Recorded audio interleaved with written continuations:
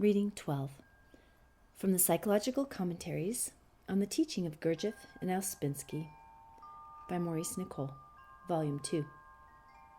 Berlin, March 25, 1944. The Enneagram, 8. There was some conversation on Saturday here about time and recurrence. As this subject concerns the first conscious shock, I will give you a resume of what was said. All the ideas of the work can act as shocks. Ideas are very powerful, much more powerful than anything visible and material. Ideas can dominate whole nations. We cannot see an idea, but we can feel its effect. Mr. Ouspensky compared ideas with very powerful machines, which, if handled wrongly, can be dangerous. To feel all the ideas of the work is to transform our understanding. For instance, the idea that we are not one but many different eyes can transform one's understanding of oneself and of all other people.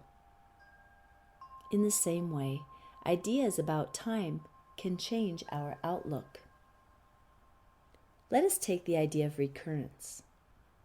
It is impossible to understand this idea unless the idea of the fourth dimension of time is grasped. What is the fourth dimension? We are in the three dimensions of space: length, breadth, and thickness. Let us consider these dimensions for a moment. The movement of a point, which has no dimensions, generates a line. A line is one-dimensional. Living on that line, it would be impossible to conceive how any movement at right angles to it would be possible. The movement of a line generates a plane surface. This is two-dimensional. The movement of a plane generates a solid. This is three-dimensional. Now, we cannot conceive what movement a solid must make to generate a higher dimensional figure of itself. Let us take our own lives as lines in the fourth dimension. According to the idea of recurrence, the moment of death is the moment of birth. You will see that it is necessary to bend the line to form a circle, so that the 2 points, birth and death, practically meet. Here, a triangle is usually drawn to indicate that something happens between death and birth. A person is born in the same part of time again and again. It is impossible to understand this unless one can conceive the reality of the fourth and fifth dimensions. Time lives. We live in living time, and each of our lives is fixed in some part of living time, and this part is our time. If we do not change anything in ourselves, everything will be the same again.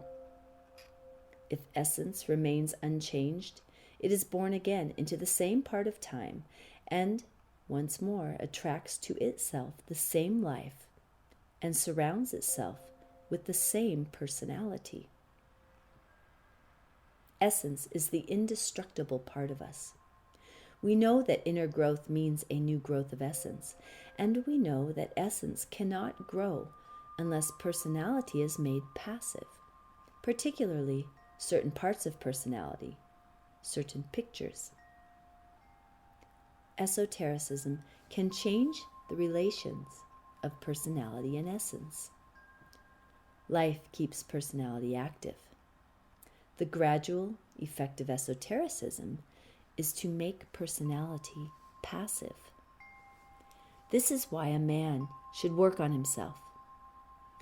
If he will sacrifice certain sides of his personality, if he will withdraw force from them, it may be that essence can begin to grow. If essence grows, when it is reborn, it will not attract the same life. Change of being necessarily means a change in the life, because one's being attracts one's life. If there is a development of essence, there will not only be a change in the life, but also there will be memory. A person may remember what to do at some difficult moment. He may remember that he made some mistake. Since our being is composed of different parts, some of which are more awake and others more asleep, we can realize that we can represent our lives as a number of parallel lines, like telegraph wires. Supposing we are negative, we are on a lower wire. By self-remembering, we may get on to a wire higher up. By taking everything as heavily as possible, we travel along the lowest, the worst wire, so to speak. By non-identifying and remembering ourselves, we get on to a higher, a better wire. And although all these wires lie, as it were, near together, there are differences between them. One may encounter something on one of them which does not exist on another. For instance, one may encounter this work on one of these lines and miss it on a lower one. All our eyes are not on the same level, and we cannot meet some of them, say, on the lowest level because they do not live there. We may have different kinds of memory, and each eye has its own memory. Memory is our relation to the fourth dimension, which extends both into the future and into the past. A man may remember the future. This is not so extraordinary if we realize that we have lived before. This work stresses very much the importance of remembering. We must remember the moments of understanding that we have had. We must remember that we are in the work. We must remember our aim. And we must remember ourselves. We must remember to isolate ourselves internally from life and not let its events crush us. That is, we must remember to practice non-identifying when we find we are identified.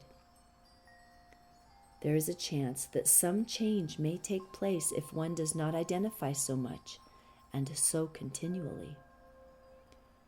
By remembering to observe identifying in oneself and to practice non-identifying, one comes under new influences. The object is to reach these influences, which can heal us and give new life. If there were no other influences, if visible life on earth were all that exists, if there were no ray of creation, there would be no work and no esoteric teaching, and everything would be without hope. Everything would be fixed and mechanical. No one could change himself. Note: Dr. Nicoll in this and the following paper refers to the ideas of time and recurrence, which are discussed by Mr. Ouspensky in A New Model of the Universe, Chapter 11.